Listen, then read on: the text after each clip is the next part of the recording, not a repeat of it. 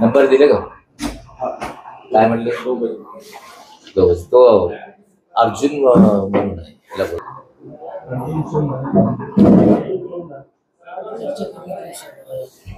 मैत्रीपूर्ण लढत होणार नाही असं ते म्हणताय.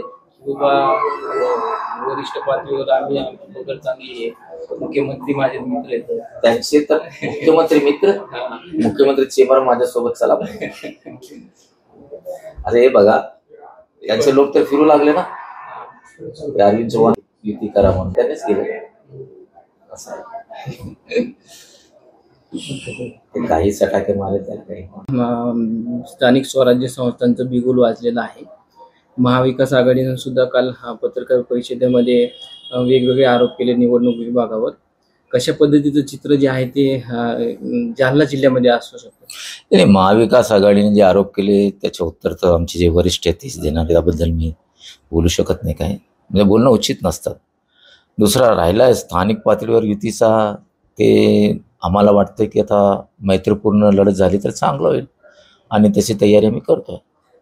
तुम्ही आता म्हणजे भाजपमध्ये आहात, भाजपचे नेते आहात आणि महायुतीमध्ये सुद्धा अर्जुन खोतकर असतील, त्यांच्यासोबतचे कार्यकर्ते असतील, यांनी सुद्धा मैत्रीपूर्ण लढत झाली तर आमचा विजय होईल आणि शिवसेनेचा भगवा फडकवेल असं दावा केलाय. प्रत्येक व्यक्ती आता MIM पण म्हणते ना की आमचा झेंडा. असं बघा, प्रत्येक पुढारी इलेक्शनच्या अगोदर असंच बोलावं लागतं त्यांना.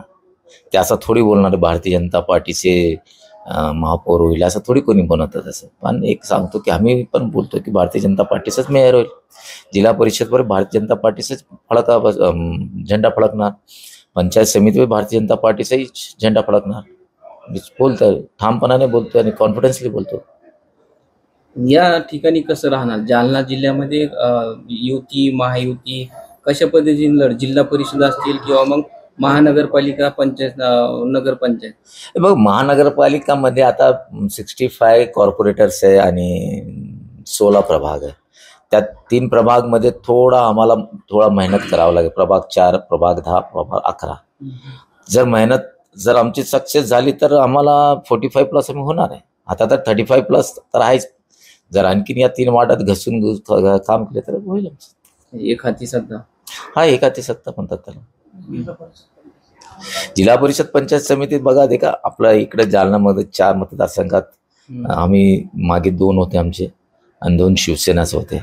पण यावेळी आम्हाला जे कॉन्फिडन्स आहे, आम्हाला जे भारतीय जनता पार्टीचे जे काम झालेलं आहे गेल्या, आणि 31,000 करोडपेक्षा जास्त मदत जे शासनाने पहिला टप्पा दुसरा टप्पा पण येईल, त्याचा भरपूर फायदा आम्हाला होईल आणि भारतीय जनता पार्टीचं जिल्हा परिषद पंचायत समितीवर एक हाती सत्ता येणार. स्थानिक पातळीवरचे 2 प्रश्न.